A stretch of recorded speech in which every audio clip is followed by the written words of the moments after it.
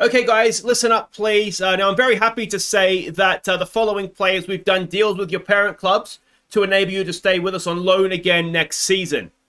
So these players are Andrew Ellis, Dylan Lake, Kian Scully, Johan Munier, Kieran Monahan, and last but not least, Nathan Lewis. So guys, I'm very happy to be working with you again next season. So let's build something strong together here. And just remember, guys, no matter what the chairman tries to tell you, he cannot sell you.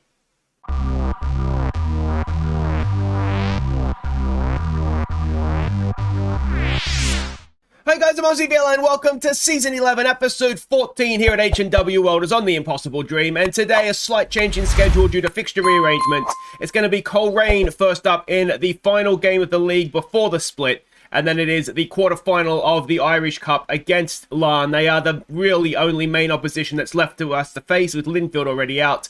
And, well, a big opportunity for us to take a massive step towards lifting a third cup of the season. Now, we start in the medical center because there is some bad news, and that is Anthony Armstrong is essentially done for the season. He's already been out for about a week, about a month or so to go. We're at the sort of end to mid-March. A month is end to mid-April.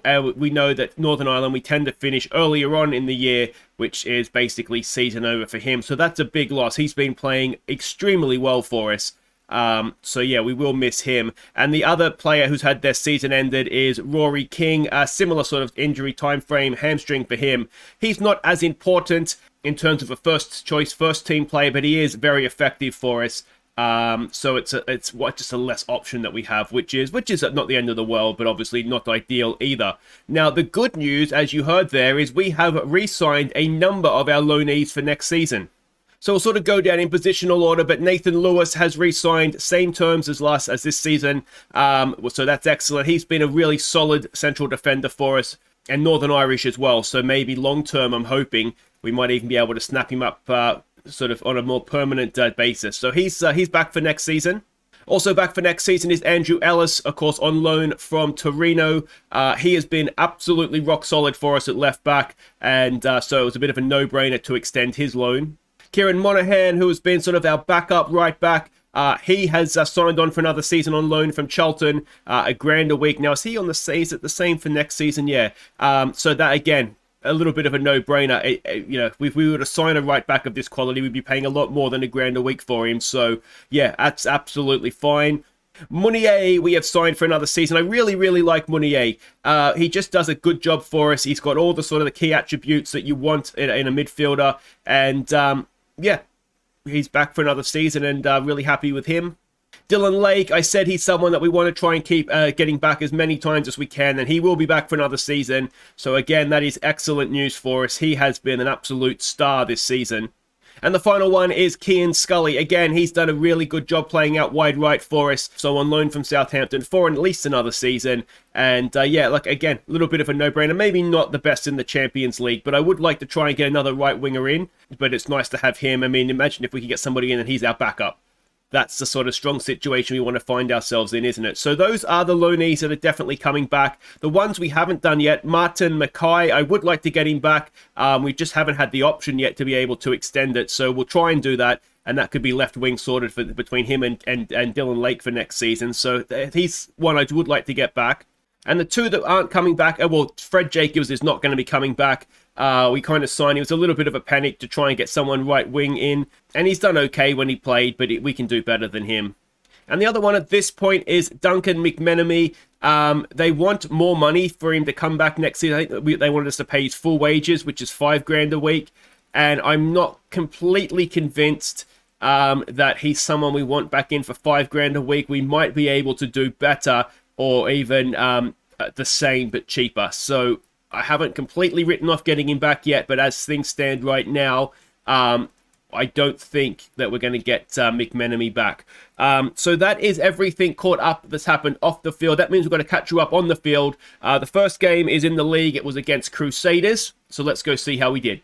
McDade gave us an early lead, but Crusaders drew level midway through the first half, before McDade played in Dylan Lake to restore our lead. And Lake then crossed for Scully to make it 3-1 at half-time. McQuaid picked out Scully to get his second after the break. Crusaders pulled one back. Before LMN picked out Lake, who rounded things off in style. So what a strike from Dylan Lake to secure the victory at the end there. We were okay in this one. We were sloppy defensively, as you could see from the goals we conceded, but otherwise we were good. McDade with a goal, Lake with a double, Scully with a double. Of course, another goal towards the McDade attempt at breaking the record. That now means he needed 13 from the last 8 games, I think it is, if my maths is correct. So he's there, just needs to be a little bit closer, doesn't he? Now, the next game to catch you up on was the Caramel Wafer Cup. It was Rangers reserves in the semi-final. Could we get back to the final and look to defend our trophy? Let's find out. It was 0-0 after extra time, meaning it was penalties to decide who went to the final.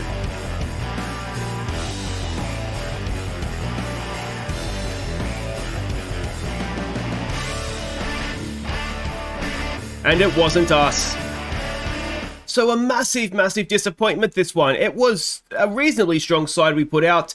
But yeah, you can see from the XG tracker there, XG stats, it was an even game. We can't really complain to having lost it, although they certainly had get stuck in on. Yeah, it's just one of those. It was just disappointing on the day. We just didn't quite happen to show up. And of course, what made this more disappointing is that if we had won this game, we would have set a new club record for games won consecutively. So that was obviously sort of little bit more of a disappointment, but in the grand scheme of things, it's a club record. It wasn't an overall record, so we'll get it next time. Final game to catch you up on was back in the league. It was Glentoran. Now, last episode, of course, we put 10 goals past them, conceded 2. Let's see what we could do against them in the league. We fell behind early on, but were instantly level when Scully's saved shot fell to McDade. Glentoran restored their lead before Scully and Armstrong combined for McDade to have us level again. And McDade's third gave us the lead at half-time. Lake's block shot fell for Armstrong to get our fourth. Glentoran pulled one back late on.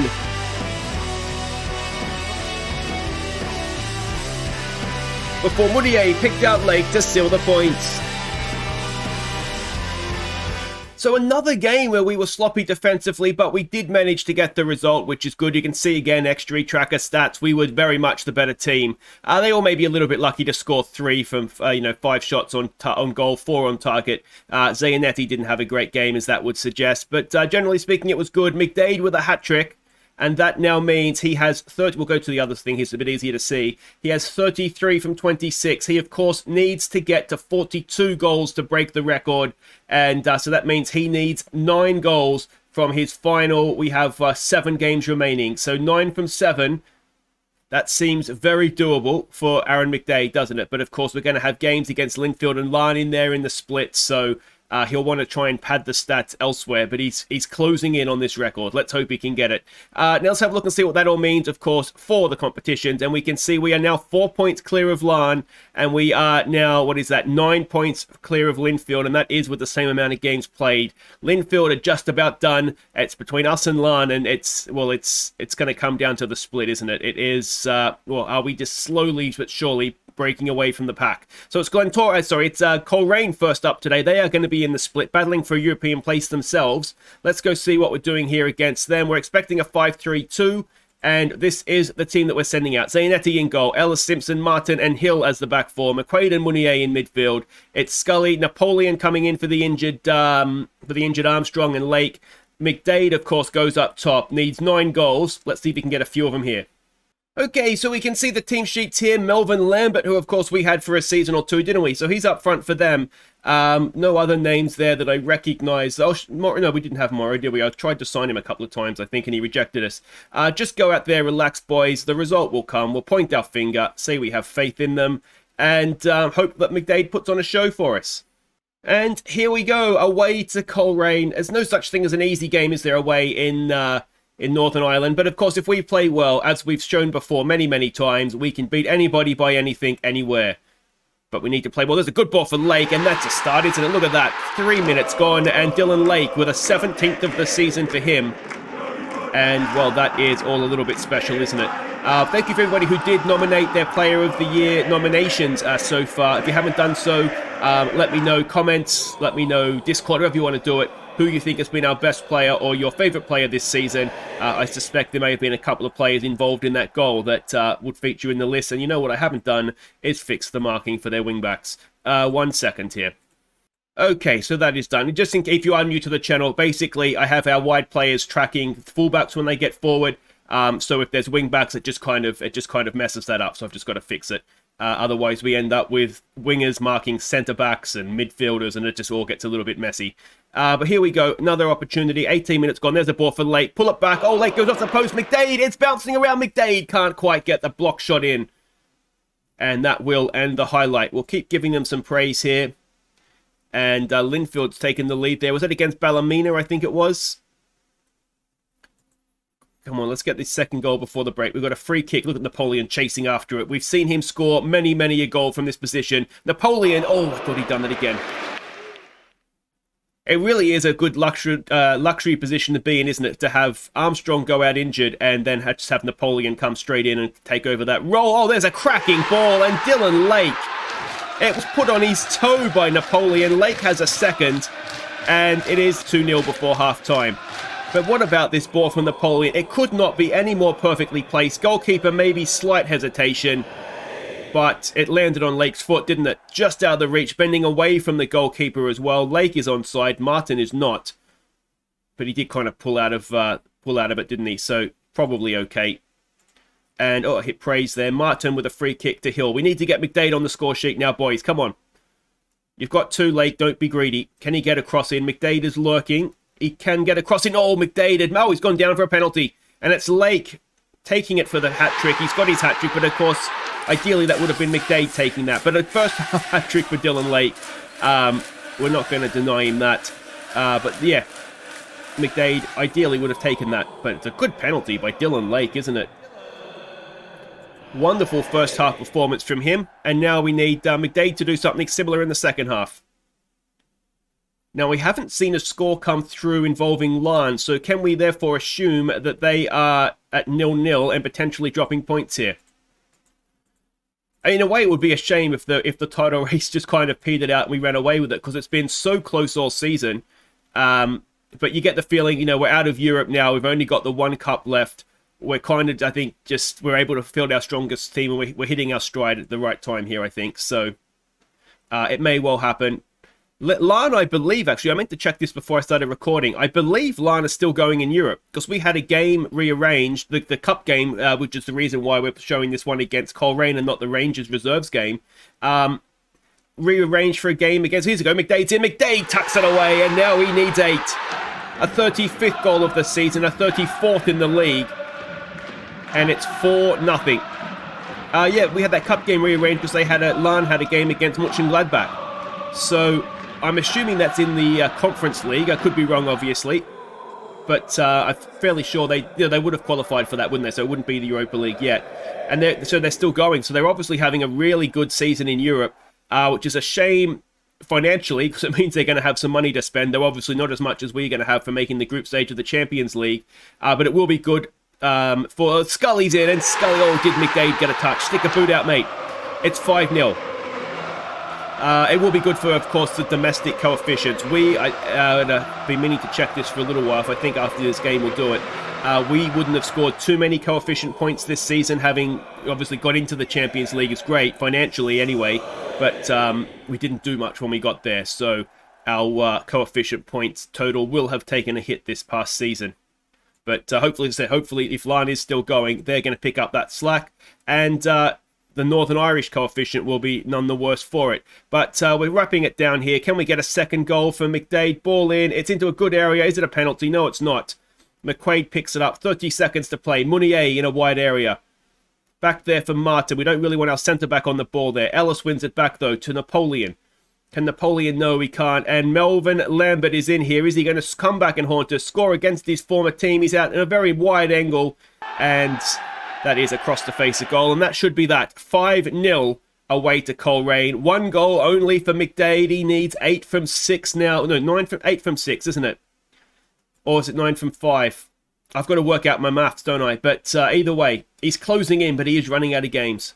So there we go. Look at that. Larne, 93rd minute. So close to drop points. So there is going to be 5 games left, isn't there? And McDade is going to need 8 goals from those 5 games. So that is, it's squeaky bum time, isn't it? 1 big game from him, he gets a hat-trick and suddenly he's well on track again. Lake, though, he was brilliant there. The run goes on. 10 matches won in a row in the league now. And we've got the split. There we go. The team's getting through. Now, I did want to check the coefficients, didn't I?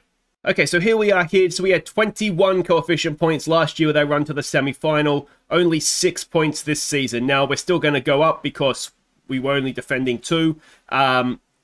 But obviously, it's tougher for us now than it has been. Now, as for Larne, they were in, look at that, the second knockout round of the Conference League. They did get beaten by Gladbach, which is probably fair enough. Were they? Yeah, they got through against Basel, so they've obviously done well. Can we have a look at the group? Where are they here? Group stage, all groups. The New Saints. So where are we here? Leicester. I'm not sure if Linfield actually made the group stage here. So they went through at the expense of a Bulgarian and a Swedish club. It's probably a little bit behind my head there. But, 10 points. They must have taken points off Atlanta, did they? No, they lost twice to Atlanta and they beat everybody else more or less. So well done to them. But that is where we're at. Now, speaking of Larne, of course, we've got them coming up next in the League Cup quarterfinal. So let's make sure that is actually the game that's coming up next. It is. So let's come back for that and, see if we can knock them out.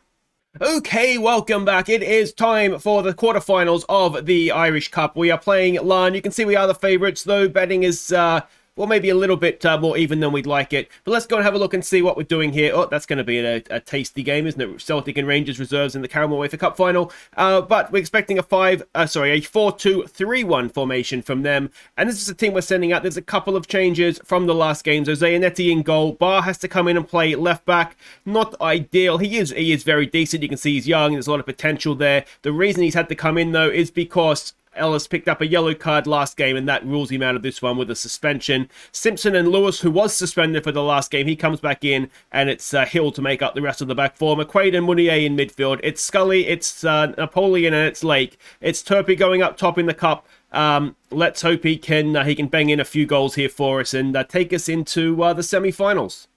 Okay, so we can see the team sheets there. Seth Keach still starting and captain for Larne all those years after he came through our academy and was so ruthlessly poached away, of course. The first of consecutive matches against Larne showing what we're made of. Come on, lads, let's keep the run going. Let's maybe go with that.